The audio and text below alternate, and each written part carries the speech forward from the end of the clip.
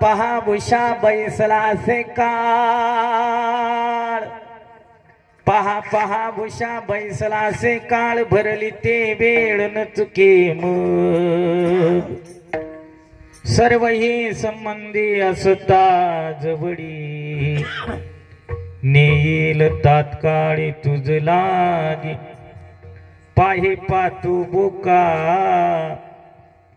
बैस तो टपुनी जातो उचलूनी घेऊन अंश सर्व ही संबंधी असता जवळी नेईल तात्काळी तुझ लागी एका जनार्दनी किती भाकुकी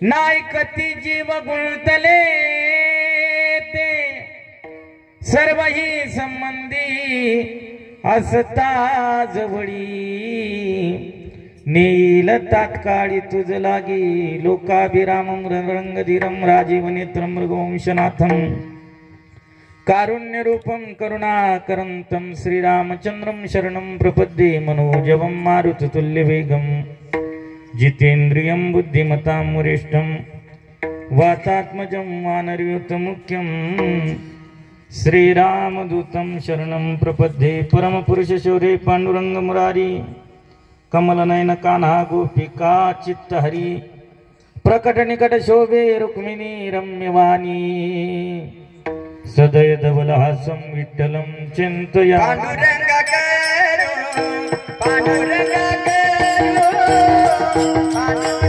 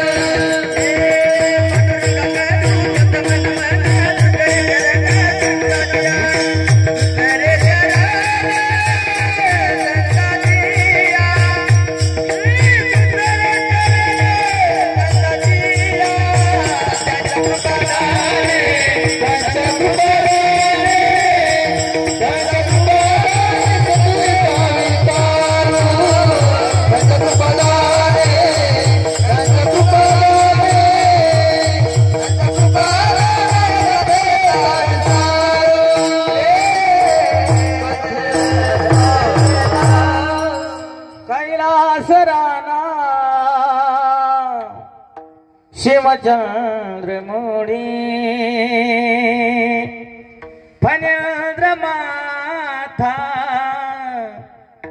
मुकुटो जळाडी कारुण्य सिंधु भव दुःख हरी तुझ बीन शंभु मज कोन तारी प्रभु के चरणों में सदा प्रबल कमी कर याचा थोडा बेस्ट टाक खूप कडक झालं पुनी पुनी करो प्रणाम ऐसी माया तारी रे मेरे प्रियतम श्याम सच्चिदानंद रूपाय विश्वोत्पत्त्यादि दवे तापत्रय विनाशाय श्री कृष्णाय वयं नमः। हे कृष्ण करुणा सिंधु दीनबंधु जगतपति गोपेश गोपिका कांतम राधा कांतम नमोस्तुते आता नमो रंग भूमिका आता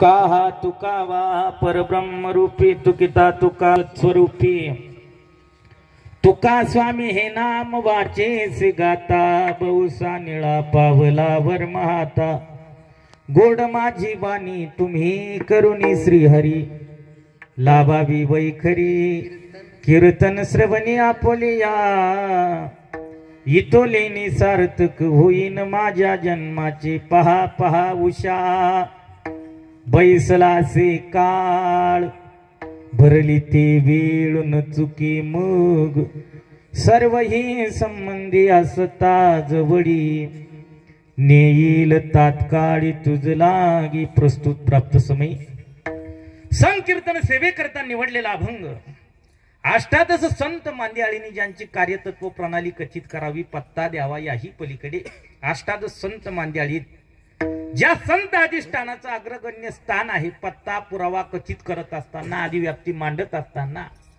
संत वाक्य बाहेर पडलो अभंगकर्त्याचा परिचय मांडतोय मी आपणासमोर ऐका काय पर्याय काय पुरावा प्रतिष्ठान गोदावरीचा निवासी असा भक्त जो आवडे श्री हरीसी तया ठविता थोर लाद चित्ता नमस्कार माझा सद्गुरु एकनाथा नाथ बाबाची परिभाषा आहे देव दुर्लभ देहात आल्यानंतर आस्तिक नास्तिक काळा गोरा गरीब श्रीमंत याही पलीकडे ज्ञानवान गुणवान धनवान कीर्तिवान बलवान प्रत्येकाला एका घटनेचा विसर पडलाय त्या घटनेच्या अनुषंगाने आज निवडलेल्या दिव्य अक्षरात माझी नाथ बाबा आपल्याला एक उपदेशाची फुंकर घालतायत देव दुर्लभ मिळालेल्या देहाला सम उपदेश करतायत महाराज म्हणले ते काळ ते मरण तुमच्या आमच्यापर्यंत इको डाऊन कर पूर्ण साधा आवाज करा काही हरकत नाही आवाज येतोय क्लिअर वा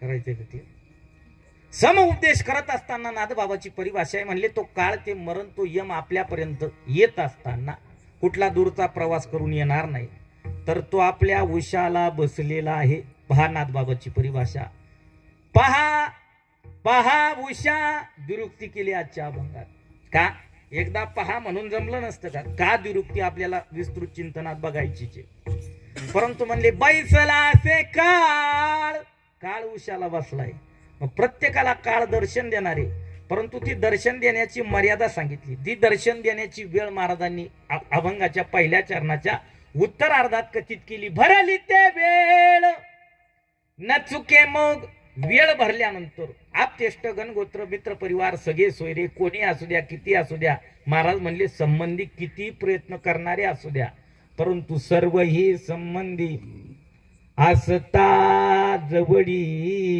सगळी संबंधित जवळ असताना देखील नेईल तात्काळी तुझ लागी सम उपदेश करत असताना उपदेशाची फुंकर घालत असताना नाथ बाबा आपल्याला अधिव्याप्ती कथित करत असताना यमाची काळाची कदाचित आपण सावध नाही जागरूक नाही बाबा मग त्या अनुषंगाने तिसऱ्या चरणात महाराजांनी दृष्टांत दिला म्हणले एखादा बोकाय मांजरे सावध शिकार पाहून जशी जपी धरती टपून बसते त्या न्यायाने काळ तुमच्या माझ्यावर टपलेला आहे पाहे पातो बोका बैसतो टपून जातो उचलून घेऊन अंश अंतिम चरणात माझे नाथ बाबा किव भागतायत आणि किव भाकून विनंती करतायत किती गुंतलोय आपण एका जनार्दनी किती भाकू किव नायकती जीव गुंतले ते सर्व ही संबंधी असता जवळी नेईल तात्काळी तुझ लागी विठ्ठल विठ्ठल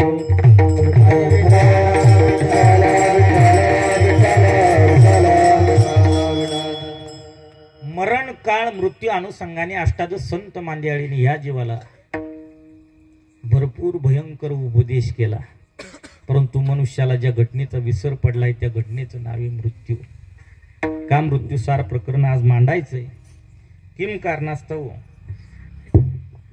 जाधव परिवाराची समस्त नाती गोती आपतिष्ट गणगोत्र मित्र परिवार सगळे सोयरे आर्थिक सामाजिक धार्मिक पारमार्थिक राजकीय कला क्रीडा क्षेत्रातील सगळी मंडळी आज एकत्रित आलाय सर्वांना ज्ञात आहे, श्रुत आहे. कैलासवासी सौभाग्यवती मंड्याबाई बबनराव पाटील जाधव आई साहेबांना तुमच्या आमच्यातून जाऊन आज 2 वर्ष पूर्ण झाली. आई साहेबांच्या द्वितीय पुण्यस्मरणाच्या प्रित्यर्थ शास्त्र संगतीनुसार पुण्यतिथी 16 जे साजरी करतायत. चिरंजीव आहेत जालिंदरजी बबनराव पाटील जाधव, योगेशजी बबनराव पाटील जाधव. तदनंतर मुली आहेत ताराबाई बनकर पाटील शिंदे, सिंधुबाई भास्कर पाटील थोरात आणि सुनीताताई संजयजी बोरशे. 3 मुली आहेत, 2 मुलं आहेत. आईच्या ऋणातून ऋणातीत होण्याकरता शास्त्र संगतीनुसार द्वितीय आत्ममुक्ती दिन 16 करतायत. काय करतायत? द्वितीय आत्ममुक्ती दिन. ऐका, धर्मशास्त्र असं कथित करताय आहे तोपर्यंत देखील या जीवावर, या देहावर काही संस्कार सांगितले आणि मरणोत्तर देखील काही क्रिया करत असताना संस्कार या देहाच्या अनुषंगाने त्या कुळाला कुळकर्म सांगितले. परंतु मनुष्य जागा नाही. पहा, प्रथम पुण्यस्मरण हे वर्ष श्रद्धा आहे त्यापर्यंत आपल्याला प्रवास मान्य आहे, पिटिका मान्य आहे, वहापो नाहीये, शक्ती प्रदर्शन नाहीये. द्वितीय पुण्यस्मरणाला देखील मातोश्रीचं द्वितीय पुण्यस्मरण आहे. त्या पुण्यस्मरणाला मंडप द्यायचा आहे, शिष्टम बोलवायची, गुणीजन बोलवायचे, कीर्तनकार बोलवायचे, बावकी गावकी नाते संबंधिक एकत्रित करायचे, अन्नदान ज्ञानदान गोदान भूदान जलदान दानादी कर्म करायचे. का करायचंय? मी शास्त्र संगतीनुसार जीवात्म्याचा मरणापर्यंतचा प्रवास आणि मृत्यूपासूनचा द्वितीय पुण्यस्मरणापर्यंतचा आलेला टप्पा तो आपणासमोर उर्वरित वेळेत मांडणार आहे. परंतु आज या सेवा साथी करताना फार दिग्गज अशी मंडळी इथं उपस्थित आहे. माझ्यासमोर अशी परमार्थातील उच्चांकाची मंडळी बसलेली आहे. त्या अनुषंगाने मला एक ओवी आठवती. तुम्ही संत माझी आकडा, बर का अण्णा, दिठीचा कराल बहुडा, परी तुम्हा माने एवढा होईन मी, किंवा प्रभू तुम्ही महेशाची मूर्ती, मी दुबळा अर्चित से भक्ती, म्हणून बोल जरी गंगावती स्वीकाराल की. ज्यांच्या हातात इंद्रासारखी ताकदी, मृदंगाचं वैभव, मृदंग सम्राट, नगर जिल्ह्याचं भूषण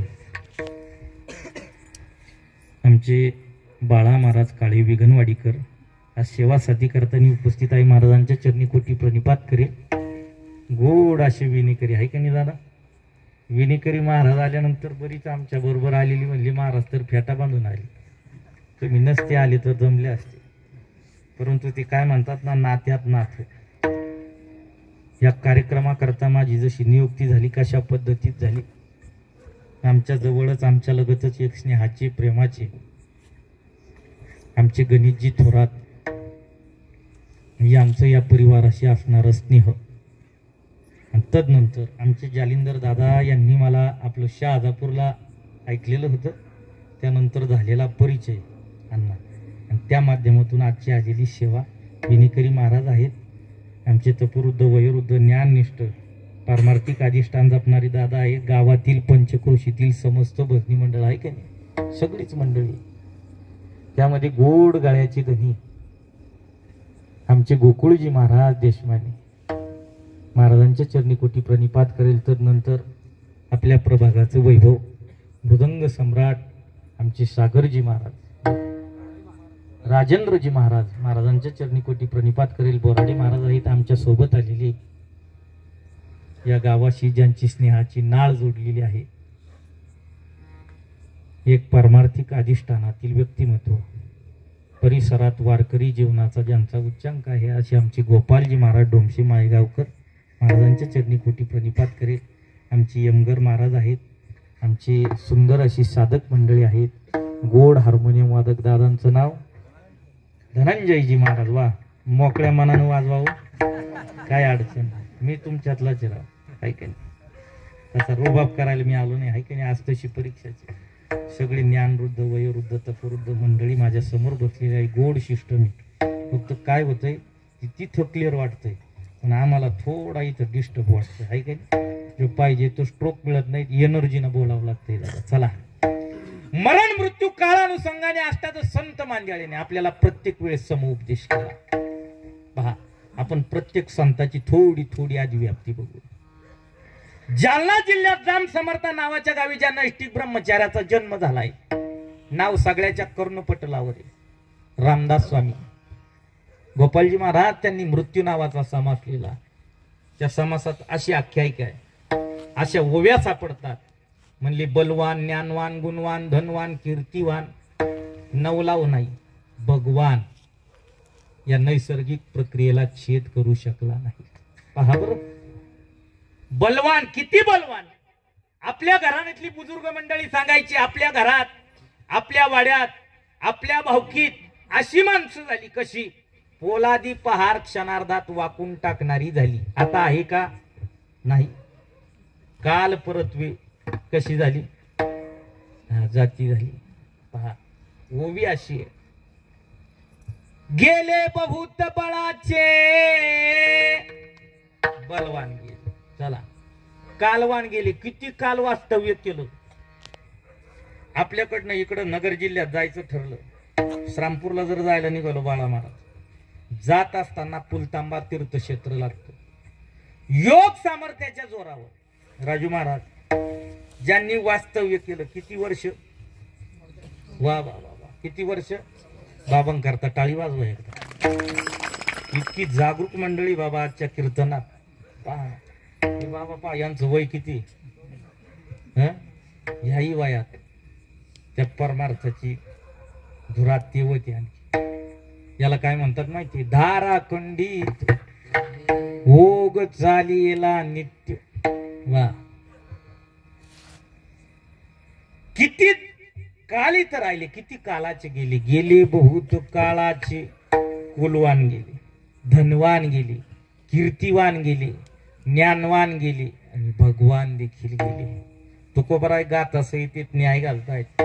महाराज म्हणले, उदंडाची झाले जन्मोनी आलेले, उदंडाची झाले जन्मोनी आलेले, उदंडाची झाले जन्मोनी आलेले, उदंडाची झाले जन्मोनी आलेले.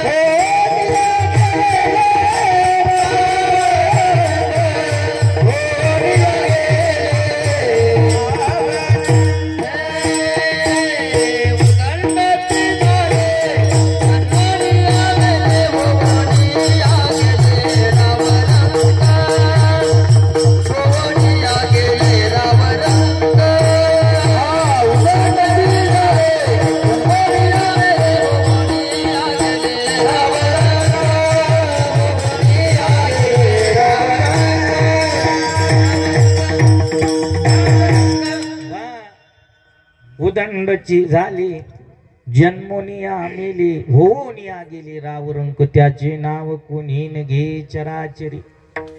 जाणं प्रत्येकाला आहे. मरण घटना अटळ आहे. बदल इतकाच आहे. काहीच्या गोऱ्या ओल्या आहेत, काहीच्या वाळलेल्या आहेत, काहीची गाडी भरली, काहीची स्मशानापर्यंत पोहोच झाली, काहींचा ढिगार असला आणि काही नागणी डाग देऊन पाठीमागे फिरले. कबीर महाराज म्हणतात, प्रत्येकाची वाटचाल त्या दिशेने नाही. 2 वर्ष झाली आई साहेबांना जाऊन. आपली देखील वाटचाल त्या दिशेने आहे. आपण जागरूक नाही, सावध नाही. पहा बर परिभाषा कबीर महाराजाची, सब चला चली का मेला, कोई चला गया कोई जावे, कोई गठड़ी बांधे सिदावे, 4 जने चले खाट उठाई के, रोवत संग चली डगर डगरिया, कहत कबीरा सुनो भई साधो, संग चली वही सुखी लकडिया. जाणं प्रत्येकाला आहे. मरण घटना आठवले. कीर्ती रूपानं इथं कोणाला किती दिवस शिल्लक राहायचंय माणसाच्या हातात आहे. कसं हातात आहे? महाराजांचा न्याय असा आहे, भूमिका अशी. महाराज म्हणले, मिळालेली हे शरीर, मिळालेली ही काया एक दिवस संपुष्टात येणार, जाणार, विघटित होणार, अवसानित होणार. परंतु कीर्ती रूपाने माणसाला किती दिवस इथं शिल्लक राहायचंय, स्वतःच्या कार्यावर अवलंबून. ज्यांच्या द्वितीय आत्मामुक्ती दिनाला आपण एकत्रित आलोय, हाती आलेल्या माहितीनुसार कुटुंब वारकरी, चला याही पलीकडे ज्या नाथबाबाची परिभाषा आपण पाहतोय ना, अभंग संहितेत बघतोय ना, त्या नाथबाबाचा न्याय असा आहे. ते म्हणले एक नियम असावा. काय? नाथबाबांनी स्वतःचा नियम मांडत असताना सांगितलं, पायी तीर्थयात्रा मुखी राम नाम, पायी तीर्थयात्रा मुखी राम नाम. काय म्हणले? तीर्थयात्रा करायची कुठपर्यंत? जब हे सकळ सिद्ध आहे. नाथ प्रकरणात हात चालाव या पायी तब तू आपुले. वा वा.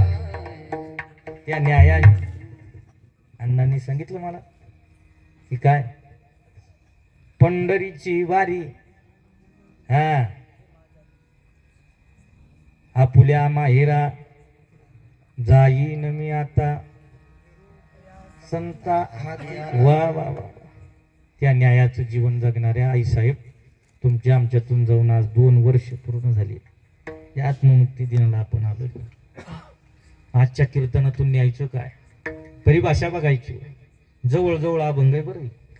येऊन या काळ बैसला असे उषा, झाकी तोसे कैसा डोळे आता. त्या या अभंगात भूमिका मांडली. वाचे नारायण वदे तू सादर. वा गोकुळ बाबा. काल पासु साचार चुके जेणे. त्याच्या पुढची भाषा पहा पहा उषा बैसला असे काळ, भरली ते वेळ न चुके मग. मग देव दुर्लभ देहात आलाय. या देहात आल्यानंतर भगवान परमात्म्याने असा विचार केला नाही, या देहात वावरत असताना, दिनक्रमण करत असताना, वाटचाल करत असताना आपण मनमानीचा व्यवहार करतोय. प्रत्येकाने विचार करा, आपण जे जीवन जगतोय, कदाचित घरातल्याला आपली वागणूक पटत नाही, तरी आपल्याला आपलं मन काय साक्ष देतं माहितीये? हे सगळे आपल्या विरोधात आहे. कशी? विचार करा, कशी विरोधात. मी जे वाटचाल करतो, मी जे वागतोय ते कसं आहे? कसं आहे? बरोबर आहे.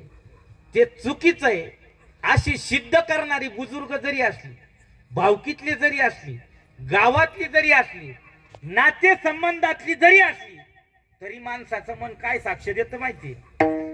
माझी जी वाटचाल आहे ती कशी आहे? कशी आहे? बरोबर आहे.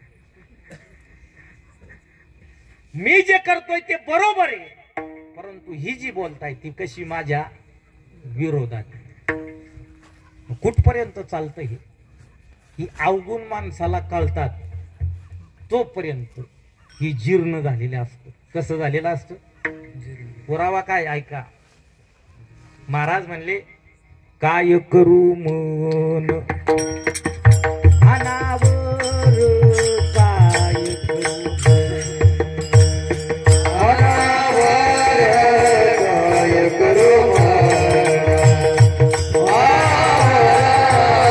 काय करू माझे मज कले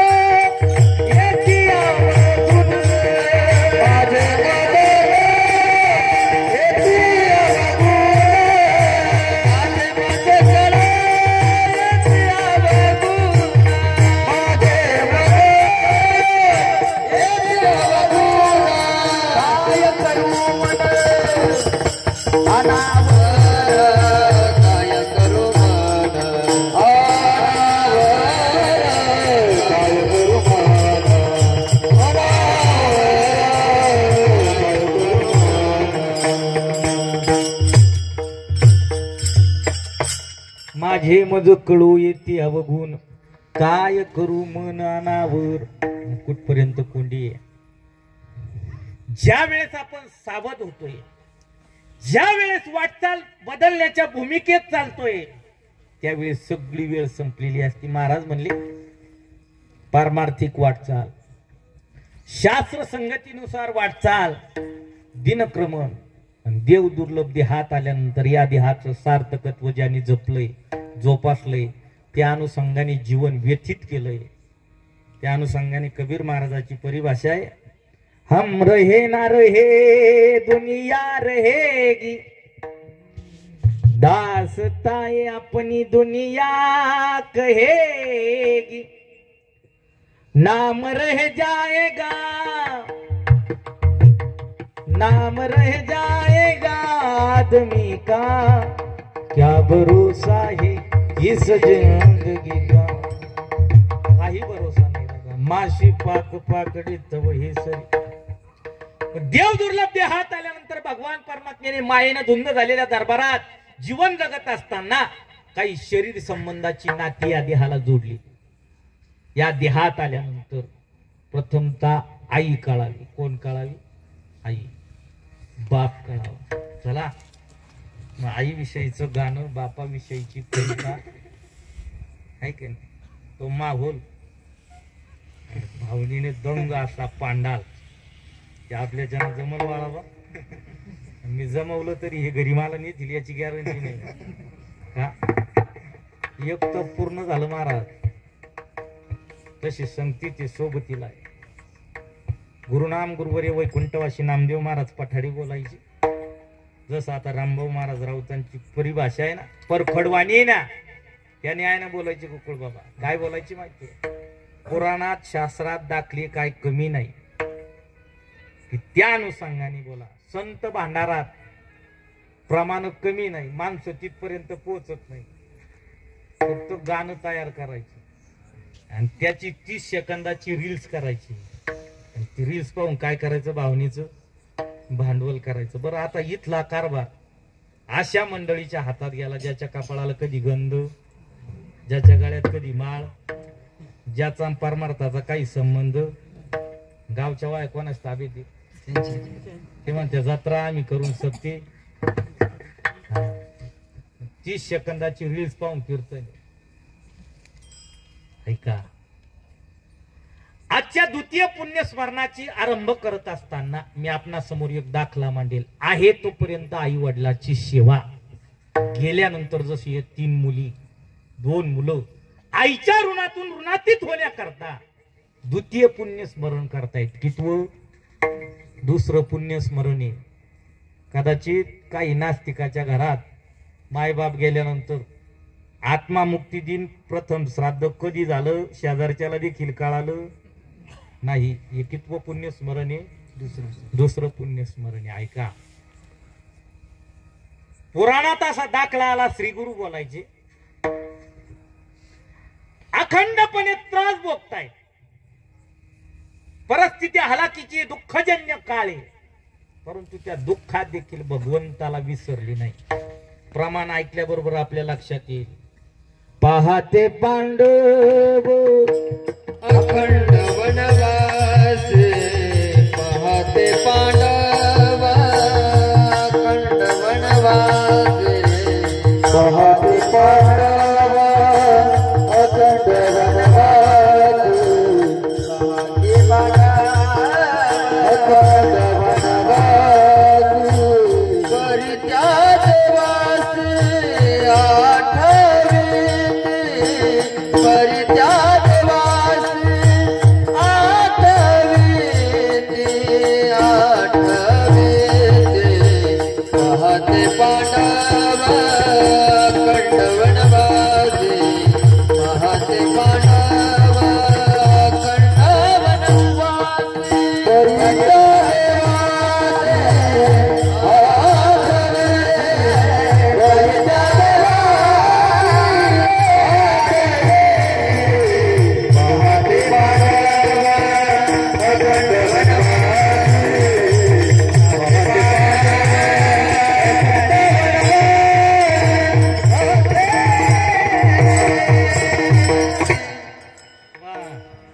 परित्या देवासी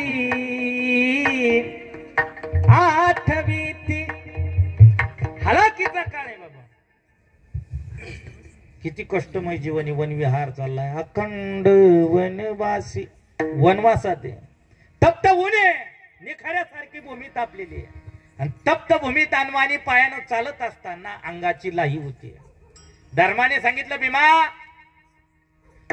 तापलेल्या उन्हात रखरखत्या रानात या चालत असताना तहान लागली. तहानीनं जीव व्याकुळ झालेला आहे. कुठं पाण्याची उपाययोजना होती की पहा. भीमदादा आपल्या भाषेत आडदांडगडी, कस बलशाली.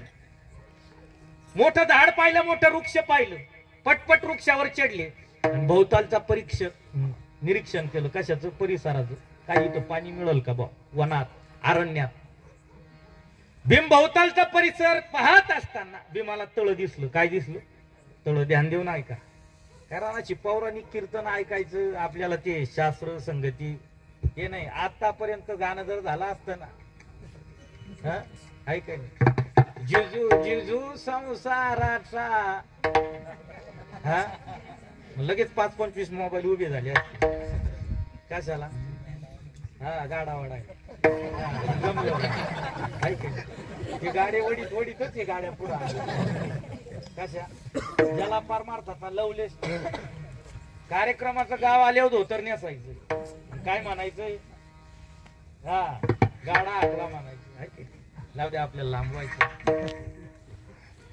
पाण्याचं कुठं सरोवर आहे का ते पाण्याकरता भीमाने झाडावर झेपले. दृष्टिक्षेप केल्यानंतर कळालं तळ. खाली उतरल्यानंतर डाकट्याला आवाज दिला, जा या दिशेनं पुढे जा. पुढे जाऊन तळ सरोवर आहे. तुम्ही पाणी प्यान, आमच्या करता पाणी घेऊन या. पाणी आणण्याकरता पात्र घेतलं, झारी घेतली, पायी गेली, तिथपर्यंत गेली. तळ्यापर्यंत गेल्यानंतर तळ्यातलं पाणी स्वच्छ आहे, पिण्या योग्य आहे, पिण्या लायक आहे. सहदेवाने पाण्याची झारी भरली आणि पाणी पिली. परंतु त्या तळ्याची मालकी पुराणात त्याचं नाव आलं यक्ष. काय नाव आहे? ध्यान देऊन ऐका बरोबर. अदृश्य स्वरूपात तिथं स्थापित ती त्याची. यक्षाने विचार केला, माझी अनुमती न घेता, माझी परमिशन न घेता माझ्या मालकी हक्कात पाणी पितोय. कोण येतो? मूर्छित केला. वेळ लोटलाय.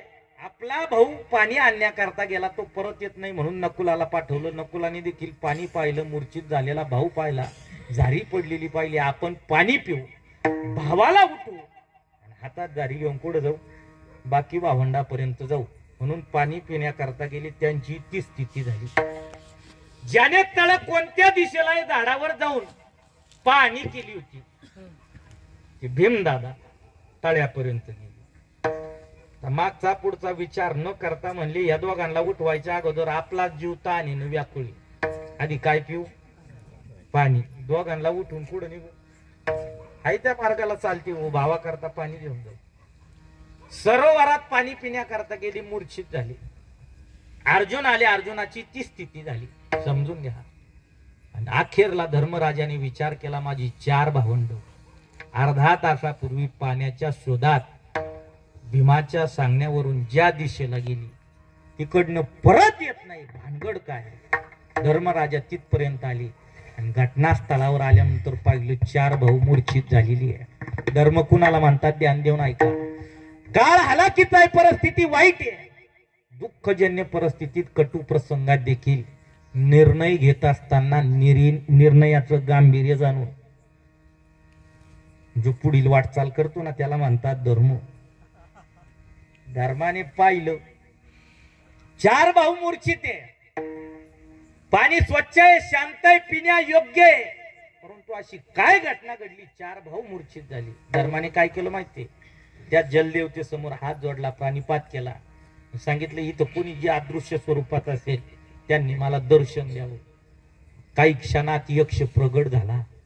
प्रगट झाल्यानंतर धर्मराजाचा आणि यक्षाचा जो संवाद आहे तो आपल्याला ऐकण्याला एक आहे. आपल्या जीवनात स्फूर्ती निर्माण करणार आहे. ध्यान देऊन ऐका. धर्मराजा विचारतोय, कोण आहात आपण? म्हणले, या सरोवराचे मालक. आपलं नाव सांगितलं, यक्ष. बर. आमची भावंड पाणी पिण्याकरता आली, मूर्छित झाली. काय कारण? सांगितलं, हे बघा, जी तुमची भाऊ इथं पाणी प्यायला आली आणि पाणी प्यायला आल्यानंतर तळ्याची मालकी कोणाची काय विचारपूस न करता पाणी पिली. त्याचा दुष्परिणाम काय झाली? मूर्छित झाली. बर. हात जोडले आणि सांगितलं आम्हालाही पाणी पिण्याची अपेक्षा आहे. यक्षाने सांगितलं तुम्हाला पाणी पिण्याची अनुमती देणार, मूर्छित झालेली भाऊ देखील जिवंत करणार, परंतु माझ्या जीवनात काही प्रश्न आहे, त्या प्रश्नाची तुम्ही योग्य उत्तर दिली तर. का? यक्षाने विचार केला, बराच काळ लोटला, परंतु अंतःकरणात जी प्रश्न भेडसावतायत त्याचं योग्य उत्तर देणारा, शंकेचं निरसन करणारा, निरसन करता आज माझ्या समोर उभा आहे, ज्याचं नाव काय आहे? ऐकताय का तुम्ही? धर्म आहे. धर्मराजाने सांगितलं, विचारा प्रश्न, मी उत्तर देण्याचा प्रयत्न करतो. कोणाला म्हणतात धर्म? ज्ञान आहे, भक्ती आहे, वैराग्य आहे, त्या पाठोपाठ उच्चांकाची नम्रता आहे. ती दाबल्यासारखा असताना म्हणला असता विचार विचार संस्था सुटून आलो. काय म्हणले? प्रयत्न करतो. यक्षाने सांगितलं, धर्मा, भगवान परमात्म्याने सृष्टी निर्माण केली निर्माण 14 ही भुवने. यामध्ये काय? गगन, मेघ, चंद्र, सूर्य, तारांगणे, सगळ्या सृष्टीचा निर्माण करता जगाचा मालक अखिल कोट ब्रह्मांड नायक प्रभू परमात्मा आहे. त्याने जीव बनवले, त्या जीव सृष्टीत हा मनुष्य बनवला. या देहाला सगळ्यात मोठी भीती कोणती? कोण विचारतोय? यक्ष विचारतोय. काय विचारतोय धर्माला? जीवाला सगळ्यात मोठी भीती कोणती, भय कोणतं? पांडाल मध्ये मंडपात बसलेली सगळी मंडळी आपल्या मनोमन विचार करा, मला 2 सेकंदात उत्तर द्या. जीवाला सगळ्यात मोठी भीती कोणती हो? वा वा वा, तुम्ही बांध धरून तयारच होती काय? कोणती भीती आहे? वा, काळाची, मृत्यूची, मरणाची भीती आहे. असं उत्तर यक्षाला देखील माहिती होतं, जसं आपण पटकन दिलं ना. परंतु यक्षाला स्वतःवर गॅरंटी नव्हती. आपण जे उत्तर शोधले ते बरोबर आहे चुकीचं आहे. धर्मराजाने सांगितलं, यक्षा, आपण विचारायला प्रश्न योग्य आहे, ऐका उत्तर. जीवाला सगळ्यात मोठं भय, त्या भयाचं नाव आहे ऋण भय. काय म्हणतात त्याला? ऋण भय. यक्ष बोलतोय ऋण भय, परंतु जीवावर अशी काय ऋण आहे की त्या भयाने जीव कोंडीस आलाय? सांगितलं काही मुख्य ऋण आहे. धर्मराजा यक्षाला बोलतोय, पहिलं ह्या जीवावर देवाचं ऋण आहे. कुणाचं ऋण आहे? कुणाचं ऋण आहे? देवाचं. काय कर्ज आहे माहिती? देवाचं ऋण काय आहे ह्या जीवावर? जेने हा जीव दिला दान, जेने हा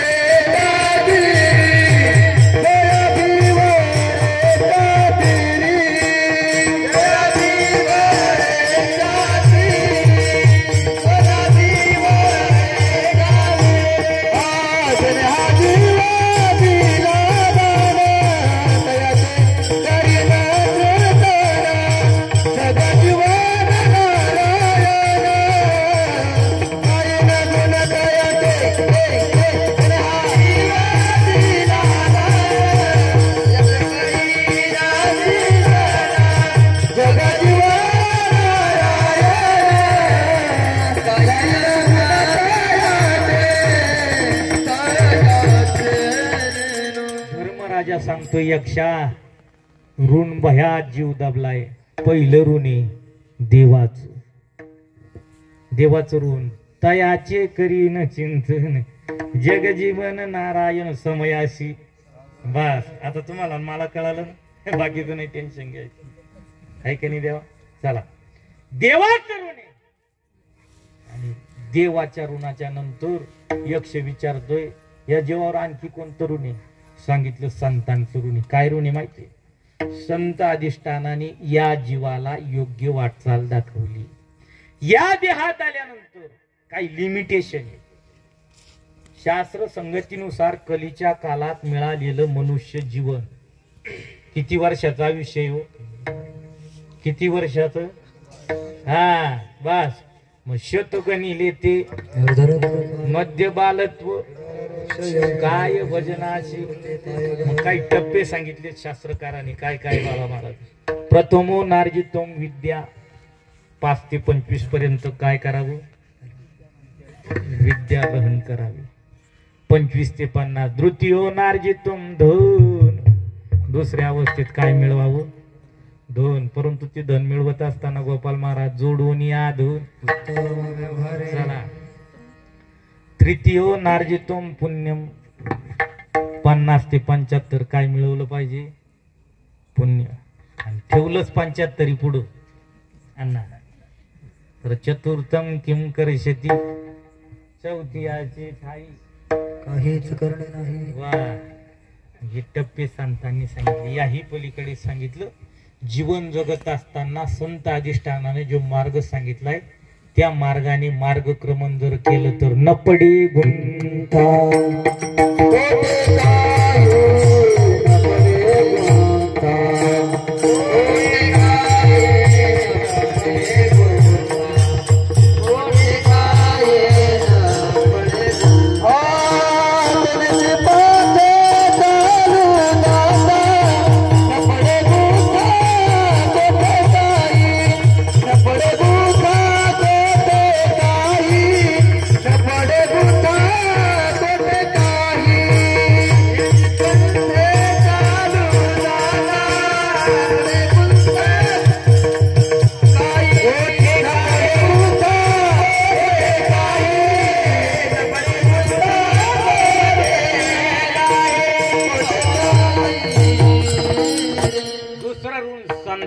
साधूच.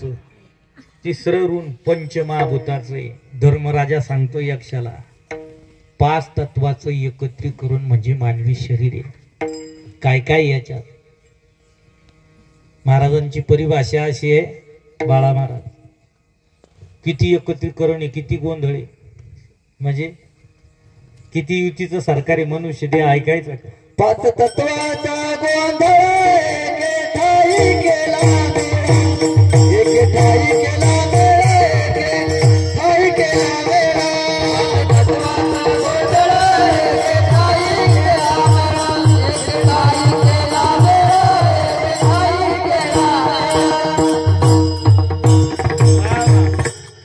आमच्या गोकुळ महाराजांनी दिलेलं प्रमाण.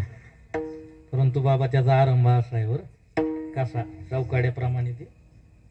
पंचभूताचा गोंधळ केला एके ठाई मेळ. लाविला सबळ अहंकार त्या पाठी. द्रौपद येथे काय म्हणे माझे. तेव्हा येथे काय मी हे माझे. काय म्हणले? पंचभूताचा गोंधळ केला एके ठाई मेळ.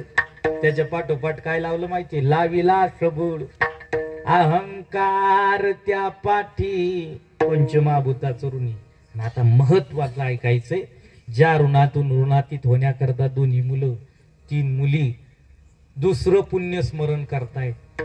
ह्या जीवावर मायबापाचं ऋणी. कोणाचं ऋणी? मायबापाचं. आईची वडिलाची पुण्यतीत का घालायची? अधिष्ठानाने पुरावा असा घातलाय बाळा महाराज. काय? पुण्यतीत करत असताना पितरांची, वडिलांची, आईची त्याच्या जीवनात काय पर्व काले ऐकायचा? स्वर्गीचे पितर जेवती स्वर्गीचे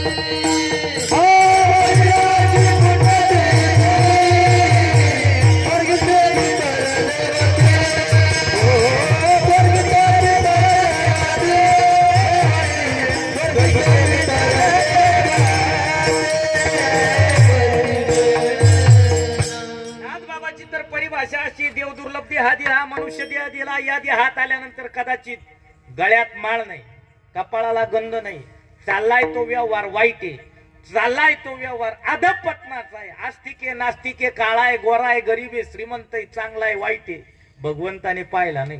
ज्याला ज्याला हा देह मिळालाय, ज्याला ज्याला पुरुषत्व प्राप्त झालंय, त्याच्या हाती एक यज्ञ घातलाय. कोणता यज्ञ ऐका, त्या यज्ञाला तो मनुष्य लायक, हे आपल्या भाषेत लायकाचा विरुद्ध शब्द आपल्या आपण पाहून घ्या, तो आहे पात्र की नाही भगवंताने पाहिला नाही, त्याच्या हाती एक यज्ञ घातलाय. कोणता यज्ञ ऐका, जसं द्वितीय यज्ञ करताय, दुसऱ्या वर्षात हा यज्ञ करताय, तसा यज्ञ प्रत्येकाच्या हातून घडणार आहे. कोणता? पुरुषाशी पर्वका जन्मता डोळे एक वेळ, का माता पित्याचा अंतकाळ, धर्माची वेळ अति पवित्र. काय सांगितलं? एक काय धर्म पर्वणी आहे, अति पवित्र तिथे, का माता पित्याचा आई वडिलाचा अंतकाल, धर्माची वेळ अति पवित्र. मुक्त कैवल्य तेजोनिधी भगवान श्री ज्ञानोबा ज्ञानेश्वरी तो उभी घालतायत. चंद्र सूर्यादी ग्रहणे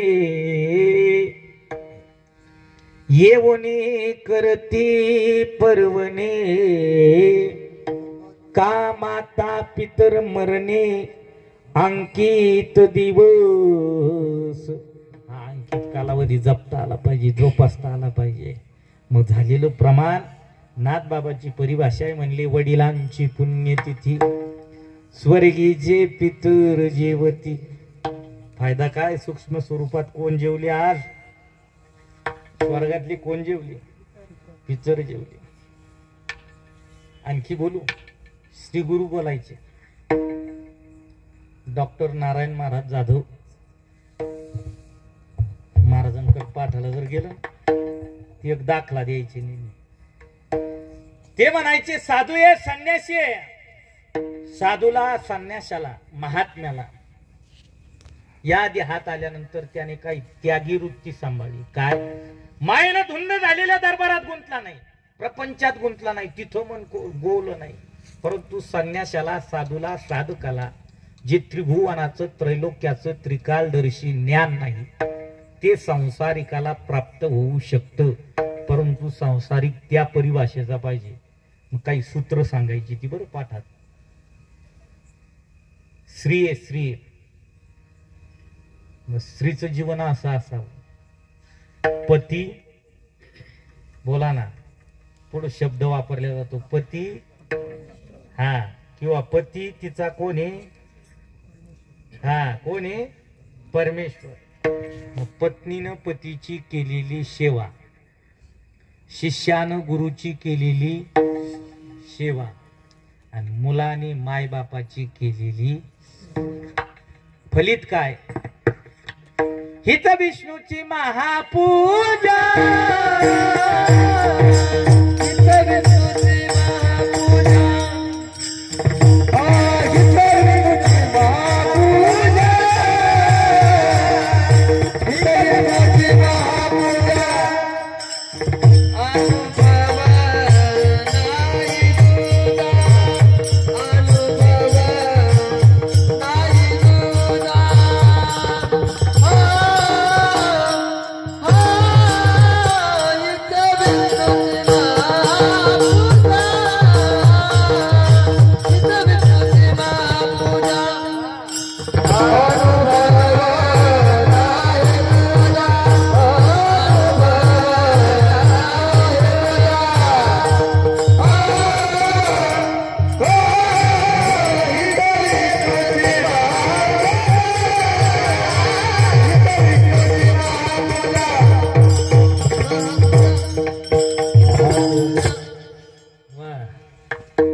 आई साहेब जाऊन 2 वर्ष पूर्ण झाली.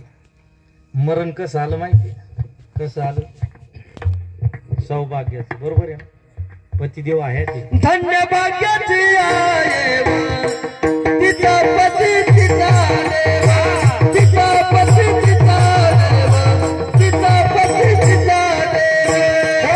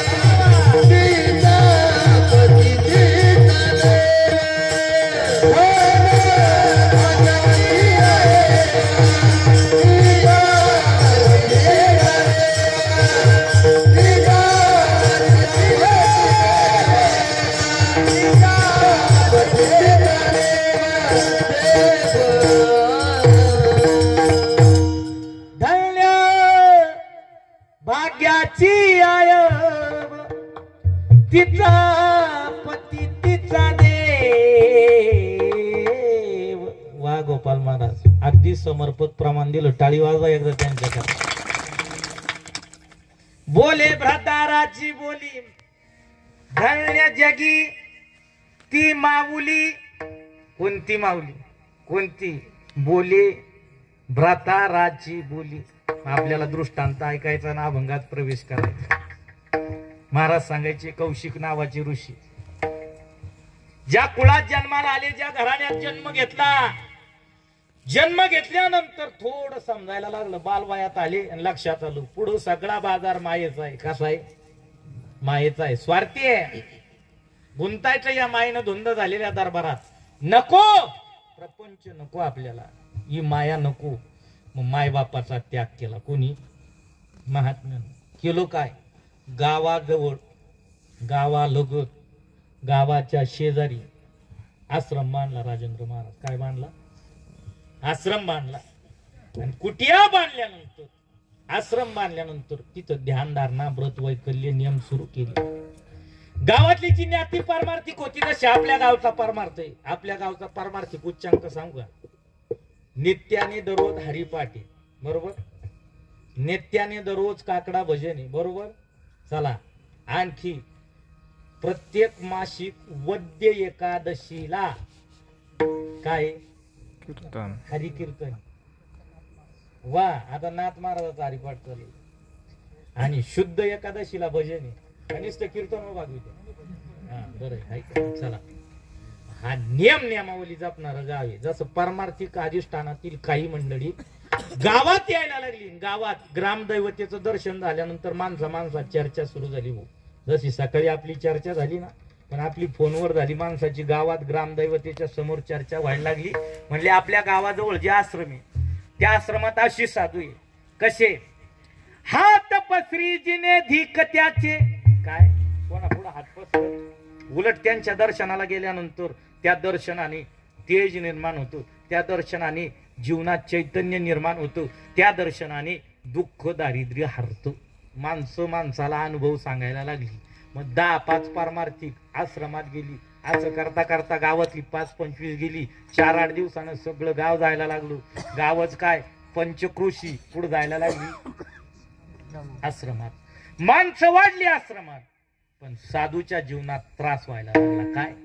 साधू मनात विचार करतायत, माय बाबाचा घराचा त्याग केला. कशा करता? भगवंताच्या प्राप्ती करता. परंतु जिथं ध्यान धारणा करायची तिथं माणसं, सकाळी माणसं, दुपारी माणसं, संध्याकाळी माणसं, अशा टायमाला माणसं. व्रत करायचं कधी? नियम करायचा कधी? अनुष्ठान करायचं कधी? आणि भगवंताची प्रीती होणार कशी? साधू टेन्शन मध्ये आणि पंचक्रोशी आनंदात. असा महात्मा कुठं भेटला का? काही घेत. उलट आपल्याला काय मिळतं? हा, माणसं वाढली, साधूला त्रास व्हायला लागला. परंतु साधूच्या जीवनात असंही साधूला शोभत नाही. उद्या लोकांना सांगायचं तुम्ही आश्रमात येऊ, जमल का? आतापर्यंतची केलेली साधना त्याच्यावर हा समाज काय करून हा पुसून टाकेल ती साधना. मग करायचं काय? साधून निर्णय घेतला उद्या आश्रमात थांबायचं नाही, आश्रमाचा त्याग करायचा आणि वनात जायचं तपश्चर्या करता. साधून आश्रम सोडलं, वनात गेले. वनात चालत चालत चालत चालत मोठा वृक्ष पाहिला. वृक्षाखाली जागा स्वच्छ केली. स्वच्छ जागेवर बसले, आसन मांडलं आणि आसन मांडून तपश्चर्या सुरू केली. तपश्चर्या सुरू झाल्यानंतर थोडा वेळ गेला आणि थोडा वेळ गेल्यानंतर त्याच झाडावर असणारी काही पक्षी ओरडू लागली. काय झाली? गागायला लागली, ओरडायला लागली. ओरडत असताना एकदा झालं, दोनदा झालं, तीनदा झालं, साधूला राग आला. काय झाला? राग आला. वैज्ञानिका करता, तरुण मंडळी करता बोलेल त्याला वैज्ञानिक भाषेत फेस रिडिंग म्हणतात. काय म्हणतात? समोरचा आपल्याकडे पाहतोय तो आनंदाने की रागाने माणसाला, माणसाचा काय सांगतो? काय सांगतो? चेहरा. जवळ आलेला माणूस आपला हात हातात घेऊन सेकंड करेल, राम राम घालील का ठेवून देईल. काय सांगतो? साधूच्या अंतकरणात असणारा राग, त्या रागाची छटा चेहऱ्यावर उमटली. तो राग दृष्टी चपित झाला आणि साधून ती लाल बुंद झालेली नजर, ती दृष्टी उघडली. ओरडणाऱ्या पक्ष्यांकडे पाहिली. पक्षी जळून राग झाली. काय झाली? जळाली. साधूचा अहंकार जागा झाला. गणपत पाटील काय तपश्चर्या पूर्ण करायची आहे, त्याची फलश्रुती मिळायची आहे, त्याच्या अगोदर काय याच्यात ताकद निर्माण झाली. पक्षी ओरडाओरड करत होते, पक्षी विक्षेप करत होती. नुसतं रागानं पाहिलं काय झाली. ऐकत राहा बरं, जळून राग झाली. भर दुपार झाली. एवढ्या वेळात आता जशी 10:30 पर्यंत काटा आला. भर दुपार झाली आणि साधूला भूक लागली. शास्त्र काही नियम सांगतंय संन्याशाला, साधकाला, साधूला. आपण आळंदीत आहात, आम्ही होतो कदाचित 10-12 वर्षापूर्वी. आपल्या करता काही नियम आहे, काय करावी. हा आहे का नियम? आहे ना? का प्रायव्हेट मध्ये नाही ना? बरं चला बा. साधक मंडळी मग त्या नियमावलीत मग महाराज म्हणलीत, जरी झाला संन्यासी मध्यान्नाशी. हे त्रास देणारे ना. साधूना जोळी उचलली, गावात आली. गावात आल्यानंतर साधूना 5 घऱ्या भिक्षाटन करावं, संन्याशानं 5 घरं भीक मागावी, असा शास्त्रात नेहमी. पहिल्या दारात साधू आले. साधूना अलग पुकारला, आवाज दिला, ओम भवती भिक्षाम देही. ज्या घरासमोर आवाज दिला, महिला मंडळ ध्यान देऊन ऐका, त्या घरात राहणारी माऊली पतिव्रता होती. पतिव्रता साधी नव्हती, शास्त्र संगतीनुसार मालकाची सेवा करणारी ती माऊली होती. कशी होती? शास्त्र जाणणारी होती, पती सेवेला सादर होती. आणि शास्त्रात सांगितल्या जातं, जी माऊली पती सेवेला सादर आहे, जी खरी पतिव्रता आहे, तिच्या नियमावलीत असं सांगितलंय, पती सेवा करत असताना याचक धर्म, आतिथ्य धर्म करायची वेळ जर आली तर हाती असणारी पती सेवा पूर्ण करायची. नंतर काय करायचं? अतिथी धर्म करायचा. मग त्या माऊलीच्या कानावर आवाज येतोय, दारात कोणीतरी अलग पुकारते, दारात कोणीतरी भिकारी उभा आहे. परंतु त्या समयाला ती माऊली मालकाला जेवण वाढून देत होती. काय देत होती? जेवण. शास्त्र असं सांगतंय, पती सेवेला सादर असताना अतिथी धर्म करणं गौणी. मालकाचं जेवण पूर्ण होईपर्यंत बाहेर जाऊन साधूला भीक वाढता येत. आणि बाहेर असणारे साधू विचार करतायत, यांच्या दारातून मी निर्हात जर गेलो, निर्मुख जर गेलो, उंबरठ्याच्या आत असणार सगळं दैव माझ्या माग येतोय का? बिनमुख गेली या अतिथी, नेई सुकृताची संपत्ती. करायचं काय? साधू पुढे जायला तयार नाही का? विनमुख जर गेलो तर दारिद्र्य ह्या घरात घुसणार आणि दैव कोणाच्या मागे येणार? माझ्या मागे येणार. साधू हलत नाही. आणि पतिव्रता मालकाचं जेवण झाल्याशिवाय भीक वाढायला येत नाही. साधून विचार केला, अर्धा तासापासून हिच्या दारात उभा आहे. अर्धा तासानंतर माऊली आली. दान झोडीत वाढत असताना त्या माऊलीने दान वाढता वाढता सांगितलं, महाराज स्वामीजी क्षमा असावी, मला यायला वेळ झाला. याच्या पाठीमागचं कारण मी पती सेवेला सादर होते. आणि शास्त्र असं सांगतंय, पतिव्रता स्त्रीनं पती सेवेला सादर असताना आतिथ्य धर्म, याचक धर्म करायची वेळ आली तर आधी पती सेवा हाती असणारी पूर्ण करावी आणि नंतर आतिथ्य धर्म करावा म्हणून झालेली वेळ. तरी साधू राग राग पाहतायत. का माहितीये?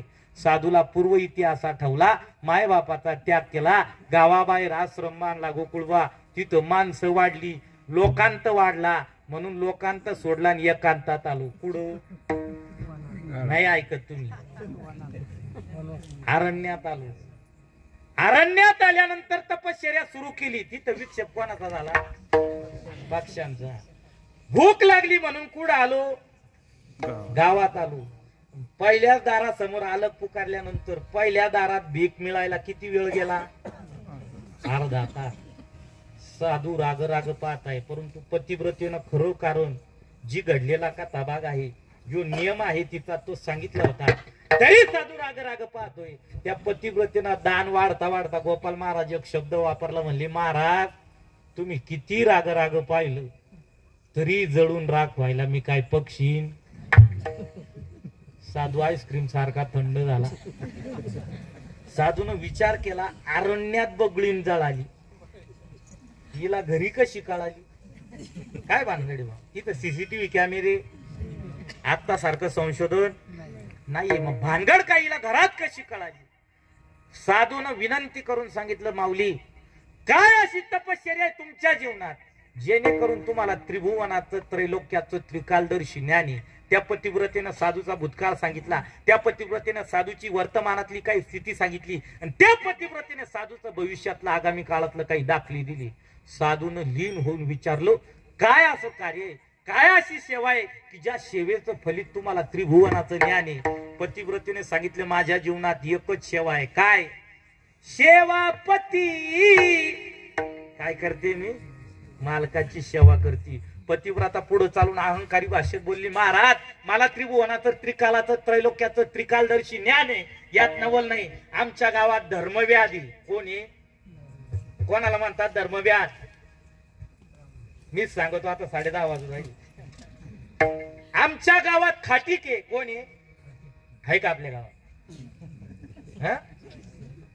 त्या खाटकाला त्रिभुवनाचं, त्रैलोक्याचं त्रिकालदर्शी ज्ञान आहे. माझ्यावर विश्वास नसल, खाटकाच्या दारात जा. साधूला पुढे 4 घरा भिक्षा मागायची होती. साधून भीक मागायची सोडली, कोणाच्या दारात गेले? गल्ली विचारित गेले. लांबूनच पाहिलं, लाईन लागलेली होती. अर्धा किलो द्या, 1 किलो द्या, पावशेर द्या.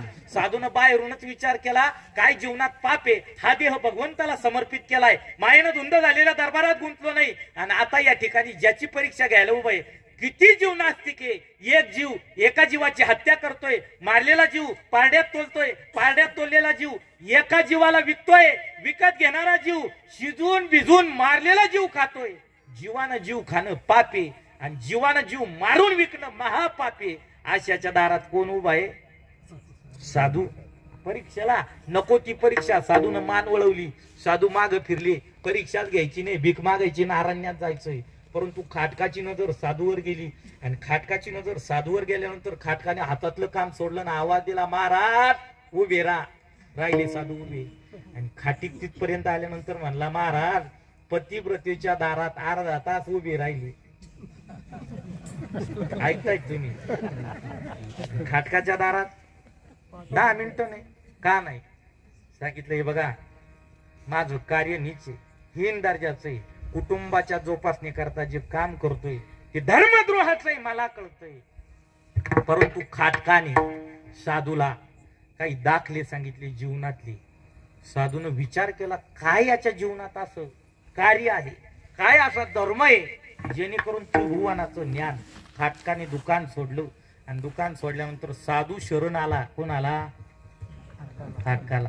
सांगा, काय अशी सेवा केली, काय असं कर्म केलं, त्रिभुवनाचं ज्ञान आहे. खाटकाने साधूला घराकडे चालण्याची अपेक्षा धरली, आणि चालत असताना दोघाचा संवाद जरी ध्यानात राहिला, कीर्तन सफल झालं बाबा. खाटीक सांगतोय, महाराज माझ्या गळ्यात माळ नाही. कोण सांगतोय साधूला? कोणाचं सांगतोय मी? महाराज माझ्या कपाळाला गंध, देव कसा आहे मी पाहिला नाही. माझं जे घर आहे त्या घरात देवघर. हे बोलता बोलता घर आलं 10:30. घर आल्यानंतर खाटीक म्हणतोय, महाराज माझ्या जीवनात व्रत वैकल्य नाही, शिवरात्र नाही, नवरात्र नाही, एकादशी नाही, चतुर्थी नाही, सोमवार नाही, कुठला उपवास नाही. परंतु माझ्या जीवनात एक नियम आहे, म्हातारी आई आहे, म्हातारा बाप आहे. माझ्या कुटुंबाला तीच शिकवण दिली आहे. बाकी काही नाही केलं तरी चालेल. तुमच्या उदरनिर्वाहाकरता मी हाडाची काढ करील, रक्ताचं पाणी करील, कोंड्याचा मांडा करील, रात्रीचा दिवस करील. फक्त मी घराच्या बाहेर पडल्यानंतर कोणाला जापा? कोणाला? आई बापाला. ज्या खाटकाच्या गाळ्यात माळ नाही, ज्याला देव कसा आहे माहिती नाही, ज्याच्या कपाळाला कधी गंध नाही, त्या खाटकाला त्रिभुवनाचं, त्रैलोक्याचं त्रिकालदर्शी ज्ञान आहे. याच्या पाठीमागचा औदार्य कोणाची सेवा आहे? आई वडिलाची सेवा आहे. वा वा स्वामी काज पितृ वचून हीच विष्णूची अनुभव. बस. आणखी धर्म कर्म वर्म या अभंगात सांगितलं काय? सत्य बोल, दुःखली निश्चयाचे बोल. वा काळाला फलित या जीवनाचं मग आहे तोपर्यंत सेवा करावी, आणि गेल्यानंतर मरणोत्तर संस्कार करावेत. मग संस्कार करायचे कुणी करायचे? प्रत्येकाचा जन्माचा सोहळा आई वडिलांनी साजरा केला. कुणी साजरा केला? आई वडिलांनी. मग प्रत्येक मुलावर जबाबदारी. आई वडील नाम पितर गेल्यानंतर जसं आज 2 मुलं 3 मुली आईचा मरणोत्तर सोहळा साजरा करतायत, तशी प्रत्येक मुलाची जबाबदारी माता पितराचा मरणोत्तर संस्कार करणं, 16 करणं. का कळले नाही कधी समुद्रामध्ये सूर्य बुडाला, कळले नाही कधी मळ्यातील पक्षी बुडाला. मरणाचा भरवसा नाही म्हणून सर्वांशी प्रेम केले, तेच जीवनरूपी आयुष्य मृत्यूनंतर फोटोत प्रेम झाले. आता आई साहेब पाहायच्या जरी ठरल्या तर कुठं पाहायला मिळतील फोटो? ऐका, जन्म मरणाचा प्रवास इतका सोपा नाहीये मायबा. देव दुर्लभ देह मिळालाय, स्त्री योनीत येऊ द्या किंवा पुरुषत्व प्राप्त होऊ द्या, या करता येत असतानाही दुःख आहे, जातानाही दुःख आहे. किती प्रवास भयंकर आहे. ऐका, येताना किती दुःख आहे. तिथं sleeper coach, AC reservation, air condition व्यवस्था नाही. आईच्या उदरात नाकी तोंडी कुर्मीकडे बिष्टाले, चोहीकडे गर्भवतीचे दुःख, गाडी कवना पुढे मांडावी. आईच्या उदरात 9 मास कष्टलाशी दाव्याने प्रसूत झाली. येताची कर्मजाड तुझी मान अडकली. मग या जीवाजीरावाजीने काय केलं माहिती? या जीवाजीरावानं देवाशी सलगी केली. देवाला सांगितलं, प्रभू नाथ विश्वाच्या मालका एक काम कर, मला या दुःखातून सोडव. सोडवलं तर मी तुला वचन देतो, 8वीनं पाय हा माझा नवस. ऐका, वचन दिलं, सोडलं. ज्यानं वचन दिलं त्याला आईच्या उदरातील दुःखातून मुक्तता आहे, आणि ज्याने वचन दिलं नाही त्याच्या बाबतीत येताची कर्म जाड वा वा तुझी मान अडकली. हा कांत जननी ध्याय कृष्ण. मग ऐका, मग का अडकली मान? मग मान अडकल्यानंतर डॉक्टरनी सांगितलं शिजरिंग शिवाय पर्याय नाही. मग जीव बेईमान झाला देवाशी, तिथं व्यथा आहे. जन्म झाला, जन्म झाल्याबरोबर विशिष्ट समय, विशिष्ट काळ, विशिष्ट अवधी, वेळ जाईपर्यंत बोलता येत का? घडतं आपल्याकडं बाळ जन्माला आलं, 1200पर्यंत बोलायला लागलं, घडतं नाही ना? बोलता येत नाही. काळ जाईपर्यंत, वेळ जाईपर्यंत, ती अवधी ठरलेली तोपर्यंत बोलता येत नाही. मग भूक लागली तरी रडणारे, आणि जन्मजात शारीरिक व्याधी असली तरी रडणारे. पोट दुखतंय म्हणून डॉक्टरने औषध दिलंय, सांगितलं 2 थेंब लिक्विड पाजा. कधी पोट दुखलं, रडलं तर. बाळ भूक लागली तरी, आणि पोट दुखत असलं तरी रडत. भूक लागली म्हणून रडतं. आईला वाटतं पोट दुखत असेल, काय पाजलं? सुधा लागली या पाजिती औषध, उदर दुखता देती स्तनबळे, उदर दुखता देती स्तनबळे. सुधा लागली या पाजिती औषध, उदर दुखता देती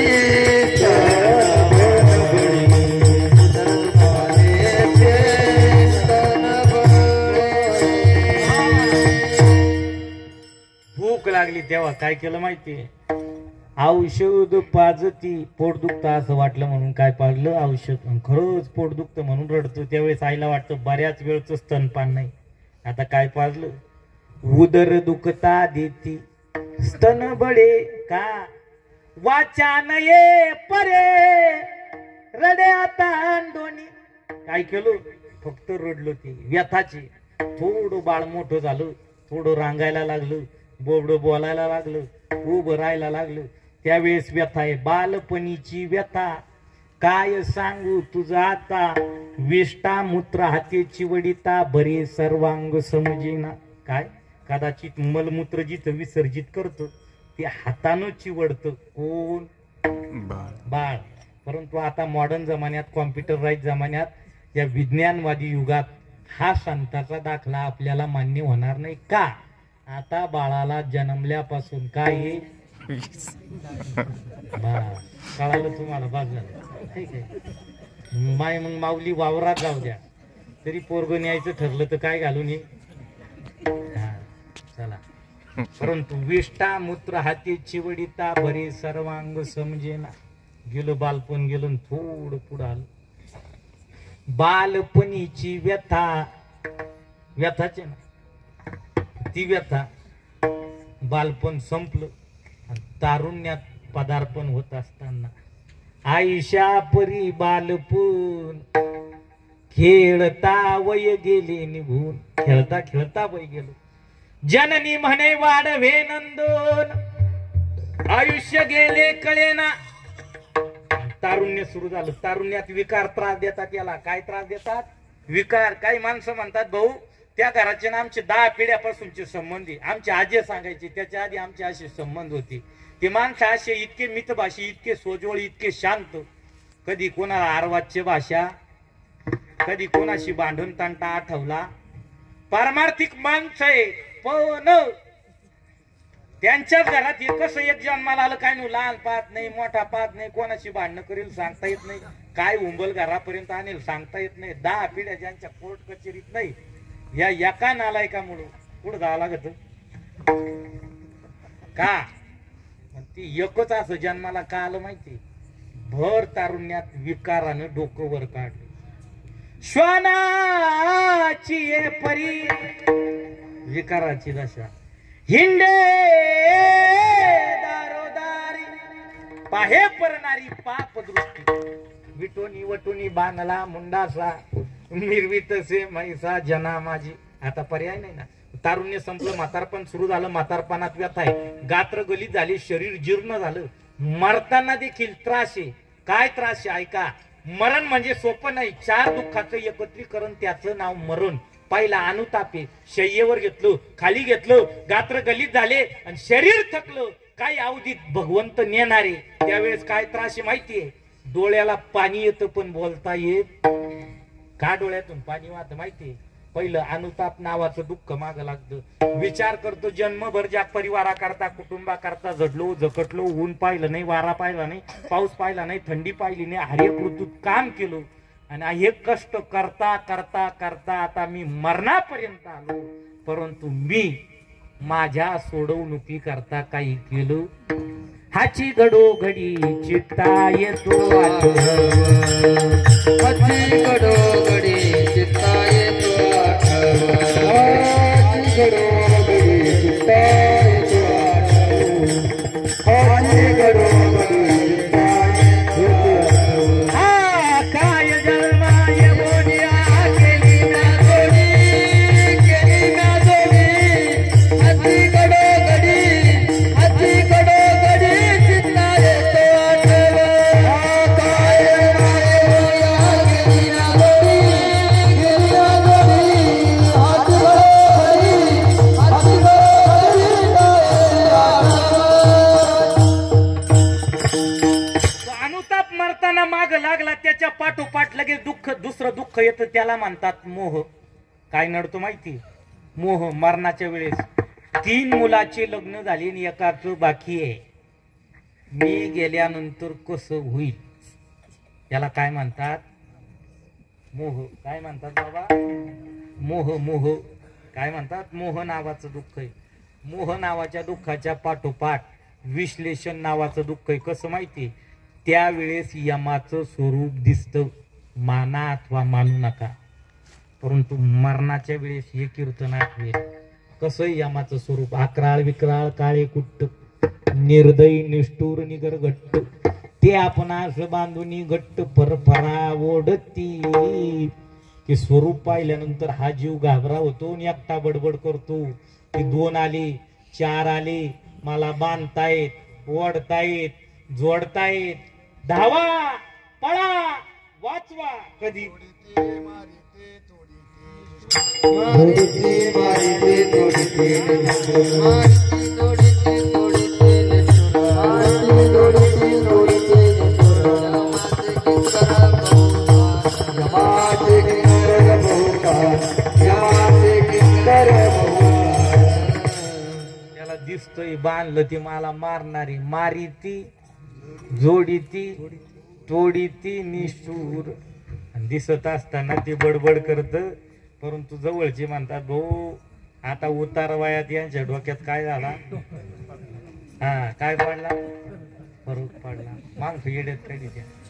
चला, विश्लेषण नावाचं दुःख झालं. आगामी प्रवास दिसतो, जीव शांत होतो. का बिकट मार्गी काटे कुटे, ठाई ठाई खड्डे मोठे, दंशती विंचू सर्प कोठे, ऊर्ध मार्ग उडती, हिंस्र पशु लचके तुडिती, क्रूर गिधाड बोचुनी खाती, रक्त बंबाळा इशारिती, दया कवनाशी येईना.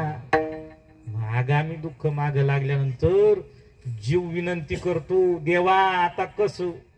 यमराजाने टाकलेला पाषाण जीव गुचकी देतो. जाणकार म्हणतात आता गुचकीवर आलं, फोन करायला हरकत, आता आवरणारे भाऊ, आता काय करा, सगळे पाहुणे बोलून घ्या. गुचकी दिली यमराजाने, खात्री केली आणि गुचकी दिलेला जीव आणि ते आगामी नावाचं दुःख पाहिल्यानंतर घडतो प्रकार असा काय, आता जीव शरीराची प्रीत तुटणारी, परंतु ती प्रीत तुटण्याच्या अगोदर विश्लेषण आगामी प्रवास बघितल्यानंतर जीव भयभीत होतो. आणि भयभीत झाल्यानंतर भगवंत म्हणतात, आम्हाला थोडं थांब, भवताल बसलेला परिवार पाहू दे, मुलं आहेत, मुली आहेत, नातू आहे, सुना आहे, जावई आहेत, मुली आहे, जवळचा मित्र आलेला आहे, नाते गोती आलेले, सगळे असताना देखील आता या जीवाला कळालं आता माझी वेळ भरली, आता मला सोडवणार कोणी नाही. म्हणून महाराज दुसऱ्या चरणात म्हणतात, सर्व ही संबंधी सर्व ही संबंधी सर्व ही संबंधी सर्व ही संबंधी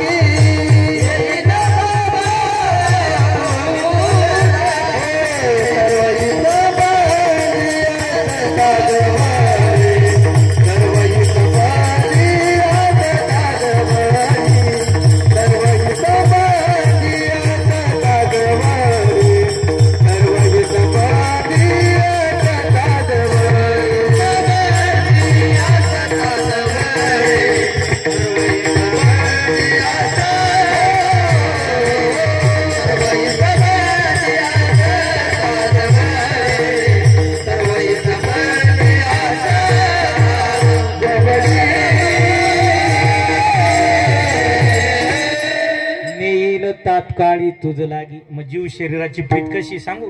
हे शरीर विनंती करतो, जीवा जाऊ नको, जीवा जाऊ नको. यमाने टाकलेला पासा आणि खात्री करून घेतल्यानंतर ओढत असताना जीव शरीराची प्रीत तुटत असताना प्रत्येकाच्या शरीरावर 3.5 कोटी केस. किती आहे? 3.5 कोटी. महाराज म्हणले, एक एक रोमांच्या ठाई सहस्र विंचवाच्या वेदना पाही, बोलताही नाही काही बैसली नवही द्वारे. याला किती द्वारे? 9. 9चे 9 लॉक. मग आता जोपर्यंत प्रीत जोडलेली होती तोपर्यंत सगळे संबंधित जवळ असताना देखील नेईल तात्काळी तुझ लागी. मग नेत असताना प्रीत तुटल्यानंतर झाला प्रेतरूप शरीराचा भाव. मग शरीराचा भाव प्रेतरूप झाल्यानंतर ज्या घरात 80 वर्ष राहिलं, घर प्रेम करीत होतं, गाव प्रेम करीत होतं, भावकी जपत होती, नाते संबंध जपत होते, आता 80 वर्ष राहिलेला मनुष्य, स्त्री असो पुरुष असो, आता 8 तास देखील सांभाळते. काढा काढा म्हणती याचा झाला भूमिमान. काढा काढा म्हणती याचा झाला भूमिमान. काढा काढा म्हणती याचा झाला भूमिमान. काढा काढा म्हणती याचा झाला भूमिमान.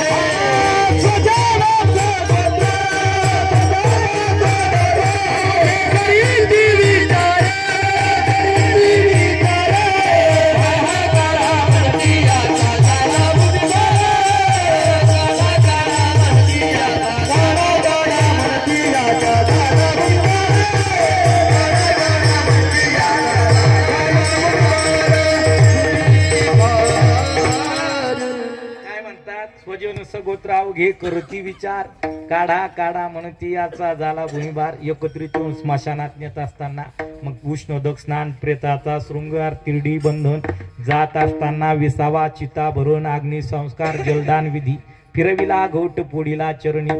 दुसऱ्या दिवशी परत काय रक्षा विधी, दुसऱ्या दिवशी ना हा खानदेशात तिसऱ्या दिवशी, दुसऱ्या दिवशी तो विधी झाल्यानंतर तिसरं, चौथं, पाचवं, सातवं, 9 दिवस त्याला नवमिश्र श्राद्ध. पुढे घरात आहे काय काय दिवा तेवते, पानाड्याला नेहमी शिव ओलांडायची नाही, पायात चप्पल घालायची नाही, उंच आसनावर बसायचं नाही, बरेच नियम नामावली. खात असताना जेवत असताना ताटात आलं तेवढंच खायचं. मग ती नेहमी ज्या उपप्रावरण्याने ज्या वस्त्राने पाणी दान केलं ते प्रावरण पुढे गळ्यात आहे. 10व्या दिवशी दशपिंडी त्याला म्हणतात नवमिश्र श्राद्ध. 11वा 12वा 13वा 13 अधिक 17 एक मासिक श्राद्ध, 11 मासिक श्राद्ध आणि एक श्राद्ध त्याला म्हणतात आत्मा मुक्ती दिन. तिथपर्यंत येत असतानाचा प्रवास, त्या अगोदर केलेलं दान, छत्री, चप्पल, बॅटरी कशा कशा करता, अशी पत्र तरुवर, खैराचे इंगळ, निगताती ज्वाळ, तैलपाके, तप्त भूमीवरी चालविती पायी, अग्निस्तंभाबाई कवटाळीती. तो त्रास भोगत असताना जीव आत्मा मुक्ती दिनाच्या दिवशी आर्यमा नावाची देवता सूक्ष्म रूपात त्या जीवात्म्याला घरापर्यंत आणती आणि पुत्रांनी त्याच्या सोडवणुकी करता काही ज्ञानदान, गोदान, भूदान, जलदान, दानादी कर्म केलं का नाही पाहते. आणि केलेलं असलं पिशाच चेणीतून मुक्तता होते. म्हणून प्रथम वर्ष श्राद्धाला शास्त्रीय परिभाषेत शब्द आहे आत्मा मुक्ती दिन. काय म्हणतात? आत्मा मुक्ती दिन.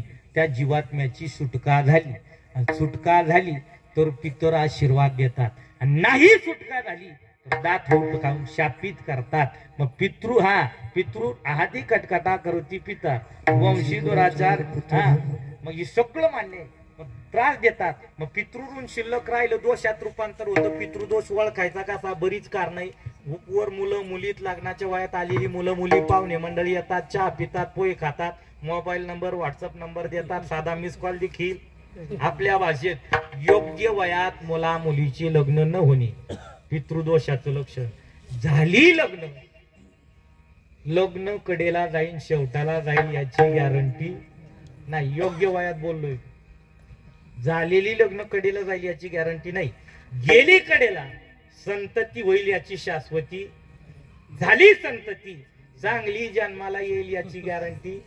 वेडी, खुळी, लुळी, मतिमंद, अल्पज्ञ, विकलांग जन्माला येणं पितृदोषाचं लक्षण. चला, घरात सगळी मंडळी कमवती, मुलगा सर्व्हिसला आहे, सुनबाई सर्व्हिसला आहे, रिटायर झालेलं म्हातारं ग बसत नाही, वाटेकरी बटाईदार वावदार पाहून शेतीतून उत्पन्न मिळवतं. सगळ्या मार्गाने घरात पैसा येतो, परंतु पैशाला पैसा लागत नाही. मग हे कशाचं लक्षण आहे? घरात सतत भांडणं, जावा जावाची, भावा भावाची, बाप मुलाची, लेकी सुनेची, सतत प्रश्न उत्तर चालू आहे. काय करावं कळत?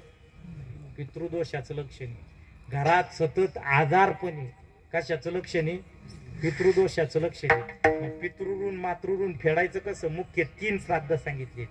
अक्षय तृतीयेला घालतो त्याला म्हणतात अक्षय श्राद्ध. 3.5 मुहूर्तापैकी 1 मुहूर्त विनेकरी तो मान्य, परंतु त्याला शास्त्रीय परिभाषा अक्षय श्राद्ध आहे.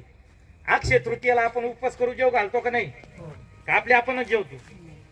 त्याला म्हणतात अक्षय श्राद्ध. मग पुरुषाच्या अनुषंगाने आपण म्हणतो म्हातारं जेव घालावं लागेल केव्हा? एखादी माऊली, आता या आई साहेब, सौभाग्याचं मरण आलेलं गोपाल महाराजांनी दिलेलं प्रमाण, धन्य भाग्याची आहे तिचा पती बोले भ्राताराची बोली, धन्य जगी ती माऊली. मग ह्या माऊलीच्या अनुषंगाने महालय पक्षात भाद्रपद वद्यात काय घालतात? बोला ना, कोणती नोमी ती? हे एक श्राद्ध, म्हणजे पितृपक्षातलं एक श्राद्ध, अक्षय तृतीयेचं एक श्राद्ध. आणि गेलेली तिथी जपून जोपासून ध्यानात ठेवून आणि विश्वासाने श्रद्धेनं प्रतिवर्षी केलं जातं ते एक पुण्य श्राद्ध. त्याला काय म्हणतात आपण? आता कोणतं स्मरण आहे? परंतु कितवं आहे? द्वितीय पुण्य स्मरणी. ही शास्त्रात काही पुरावे सांगितले. अगदी सूक्ष्म सांगू बाळा महाराज, थोड्या काही घटना. पितृदोष सूक्ष्म ओळखायचा कसा? आपल्या घरात कटकटी नाहीये, आपल्या घरातल्या पोरांची लग्न व्यवस्थित झाली, योग्य वयात झाली, काही डोक्याला ताण नाही, काहींच्या पायचेच ठेवले नाही, हाय का नाही? जमू नका खाटा टोपो करू नका, हाय का नाही? आपल्याला एवढ्या लांब जायचं नाही. परंतु अगदी सगळं स्थावर आहे, तरी सूक्ष्मरित्या पितर असंतुष्ट आहेत. ओळखायची कशी? मोठ्याचा ऐकल्याला दाखलाय. नित्याने उन्हाळा असो, हिवाळा असो, पावसाळा असो, मध्यरात्रीनंतर ताण लागते. काय लागते? काय लागते? ताण. आणि ताण येणं जीव व्याकुळ होतो. बाहेर जरी थंडी असली तरी काही माणसं रात्री 1-1:30 काय पितात? काय पितात? पाणी पितात. नित्यानं बोलतोय बरं. नित्यानं मध्यरात्री घसा कोरडा पडणं कशाचं लक्षण आहे? हा पितृदोष कधीचा माहिती? 3 पिढ्याच्या पाठीमागचा. सूक्ष्म स्वरूपात गेलेली वडील, गेलेली आई, पिशाच्या योनीतून मुक्तता केली, आता त्रास त्यांचा नाही. 3ऱ्या पिढीचा मागचा दोष उद्भवला. कशावरून ओळखायचा? आता शिवपुराणातला एकदम सूक्ष्म दाखला द्यायचा आणि लगेच समारोप करायचा आहे. शिवपुराणात असा दाखला आला, इथं औडुंबर चालत नाही, इथं शक्ती प्रदर्शन चालत नाही, इथं करायचंच ठरलं तर कार्य श्रद्धेना करावं लागतं. त्याला म्हणतात श्राद्ध. काय म्हणतात? श्राद्ध. पुण्यस्मरण जीवाच्या अनुषंगाने शब्द चालत, आपण छापल्याशिवाय राहत नाही. चला बोलू का? शिवपुराणात असा दाखला आला, आई गेली, वडील गेले.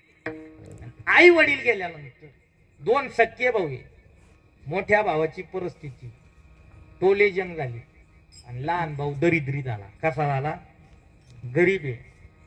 परंतु ज्या भावाने वाम मार्गाने, वाईट मार्गाने, आपल्या भाषेत 2 नंबरने धन कमवलं, इस्टेटीचा मालक झाला, मोठा शेठ सावकार झाला, परंतु सत्तेत पैशाची भूक संपल्यानंतर, माणसाला आर्थिक भूक संपल्यानंतर जी भूक लागती त्या भूकेचं नाव आहे प्रतिष्ठा. राजू महाराज, काय मिळावं वाटते? प्रतिष्ठा. माणसाला धनाचा हव्यास संपला का माणूस कशाच्या माग लागतो?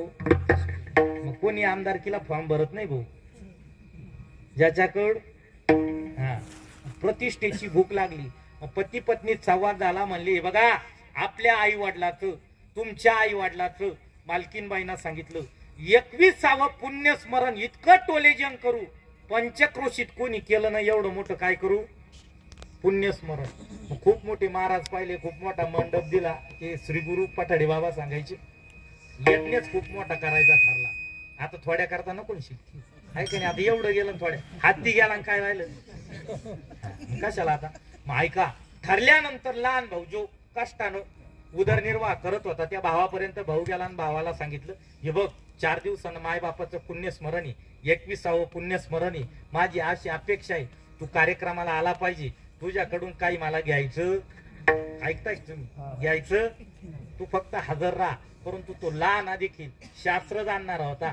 तो म्हणला माझं जर द्रव्य तुम्ही घेत नसाल, मायबाप तुमचेही आहे, मायबाप माझे देखील आहे, आणि आत्मामुक्ती दिन पुण्यस्मरण जर करत असाल तर त्याची फलश्रुती मला नाही. मी तुम्ही जर माझा 1 रुपया जर घेत नसाल तर मी यायला तयार. भाऊ भावाला म्हणला, जो धनवान भाऊ येतो म्हणला तुला यायचं ते ये, माझं सांगायचं काम होतं, मी ते करणारच आहे.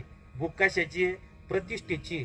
ऐका, ठरलेल्या तिथीला 21 वर्षानंतर मायबाप आर्यमा नावाच्या देवतेनं खाली मृत्यू लोकात आणले आणि मोठ्यानं जिथं थाटा माटात केलेला होता काय पुण्यस्मरणाचा कार्यक्रम, तिथं आले.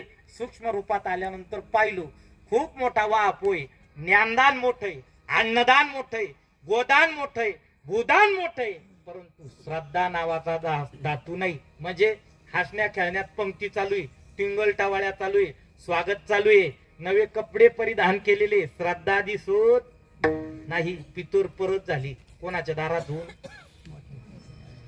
आणि लहान भाऊ पत्नीला म्हणतोय आई वडिलाचं पुण्य स्मरण आहे, पण मी इतका दरिद्री आहे, दुष्काळाने व्यापलेलोय, पुण्यतिथी करायला माझ्याकडे द्रव्य नाही.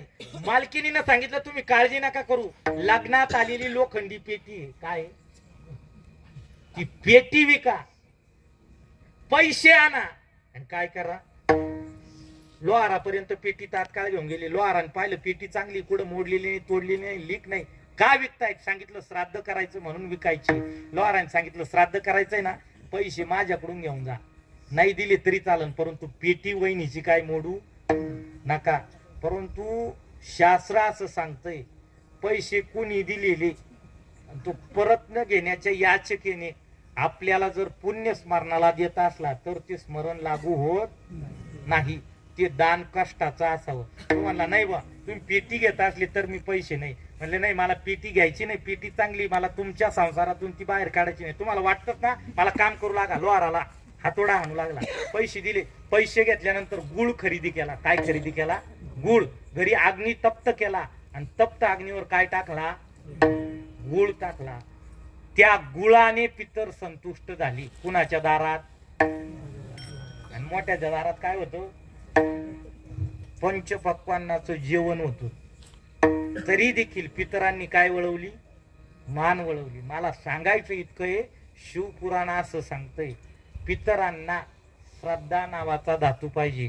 गवताच्या वाळलेल्या काडीनं संतुष्ट होतात, त्यांना म्हणतात पितोर. नाहीच काही राहिलं. हा पितृपक्षात काय करा? हातात गवताची काडी धरा, वर करा, सांगा हे पितरांनो मी तुमच्या कुळात जन्माला आला अभागी आहे. मी माझ्या जीवनात तुमच्या अनुषंगाने कुठलंच दान दर्पण करू शकत नाही, तर्पण विधी करू शकत नाही. या वाळलेल्या गवताच्या काडीनं तुम्ही संतुष्ट व्हावं म्हणून गवत जरी वर केलं तरी पितर काय होतात? संतुष्ट होतात. तुका म्हणे पितृ आशीर्वाद देती. हा त्याच्या करताय. म्हणून ही पितृऋण, पितृदोष, पितृसंगती आणि पुण्यस्मरण महत्वाच्या तिथी आहे. नाथबाबाची परिभाषा भरली ते वेळ न चुके, मग मोठ्या प्रेमाने भजन करा. विठोबा रखुमाई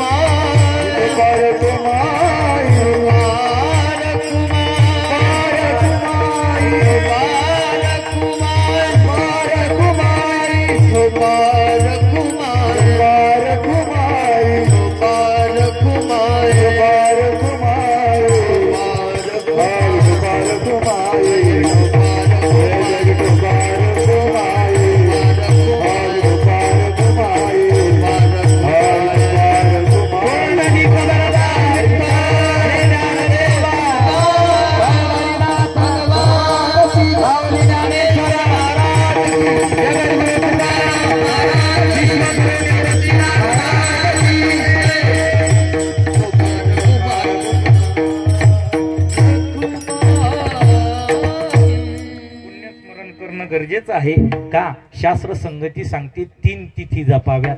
गेली ती एक तिथी, याही पलीकडे अक्षय तृतीयेची एक तिथी आणि भाद्रपद वाद्यातली महालय श्राद्धाची तिथी.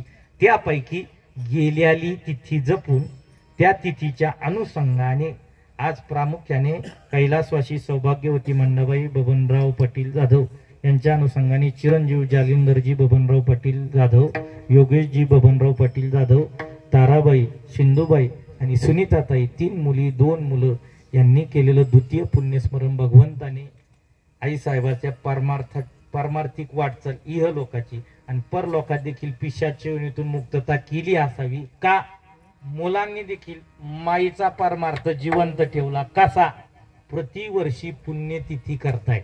दुसरा पुण्यस्मरण सोहळा आहे ना, मग तयाचा हरित या दोन्ही मुलांच्या अनुषंगाने इतकं प्रमाण पुरेसं आहे. त्या अनुषंगाने भगवंताला प्रार्थना करायची, प्रभू नाथ विश्वाच्या मालका प्रत्येक कुळात अशी मुलं जन्माला घाल. कशी? पुत्र शब्दाची अधिव्याप्ती करणारी. पू नावाच्या नरकातून पितरांना जो तारतो त्याला म्हणतात पुत्र. अशी पुत्र प्रत्येकाला मिळावीत का? आहे तोपर्यंत सेवा आणि गेल्यानंतर दानादी, ज्ञानादी, दर्पणादी कर्म करून पितरांना उद्धरण करणारी मुलं असावीत. मग धन्य हरिभक्त जन्मले ज्या वंश सकळ कुळाशी हा पाहता ती वाट स्वर्गीचे. बस जमला इथपर्यंतचा पुरावा. नाथबाबा म्हणतात भरली ते वेळ न चुके मग उशाला बसलेला काळ पहा पहा उषा वैसला असे का. क्षमा मागतो बरं का गोकुळ बाबा गोपाल बाबा आमची इकडे यमगर महाराज. पर्याय नाही आता आहे का नाही. आपला वेळ संपलाय आणि जास्त पुढं चाललं ती म्हणतील याला तारखीच नसतील अलीकडेच आखडला असता ना. असं यथामती आता अवकाश पहिल्या चरणाची भूमिका मांडण्याचा मी प्रयत्न केला. असाच असेल अशी मी ग्वाही देत नाही. जे काही चुकीचं आहे त्याला दोष सांगू का. रक्ताचे दोष आहे, कर्माचे दोष आहे, कुळाचे दोष आहे, संगतीचे दोष आहे. जे बरोबर आहे ते श्री गुरूंचा गुरुप्रसाद आहे. बरोबर ते घरी घेऊन जा. चुकीचं आहे ते मला परत करा. हा जे चांगलं आहे ते घरी न्या. वाईट आहे ते इथं टाकून जा. असं कालच सांगितलं. चांगली चप्पल घेऊन गेली फाटेल कुठं सोडली. असं नका माय बाप. नितून न्यायानं जीवन जगा. कारण देव दुर्लभ मिळालेला देह या देहात मनुष्य देहाचा धर्म काय हरेक जीवाचं कर्म काय आणि जगाचं वर्म काय कळावं. मग त्याकरता संत अधिष्ठानाला आपल्याला शरण जावं लागेल. शरण गेल्यानंतर आपल्याला कळेल येण्याची पंथी. बस संत अधिष्ठानाचं भजन करून थांबू. ज्ञानेश्वर माऊली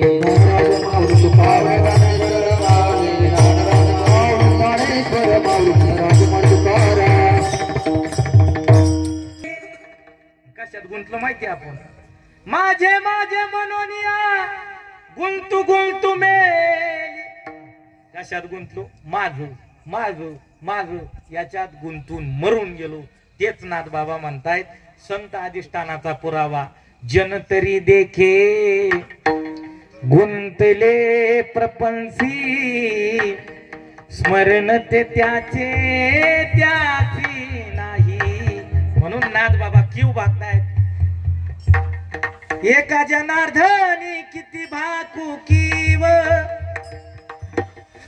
नायक ती जीव गुंतले ते. गुंतलेल्या जीवाला किव भाकून सांगतायत सर्व ही संबंधी असता जवळी नेईल तात्काळी तुझ लागी. गोड अशी साथ करणारे आमचे बाळा महाराज काळे विघनवाडीकर महाराजांची कोटी ऋण व्यक्त करतो. विनेकरी महाराज समस्त गावकरी भजनी मंडळी पंचक्रोशीकर आमचे गोकुळजी महाराज राजेंद्रजी महाराज गोपालजी महाराज यमगर महाराज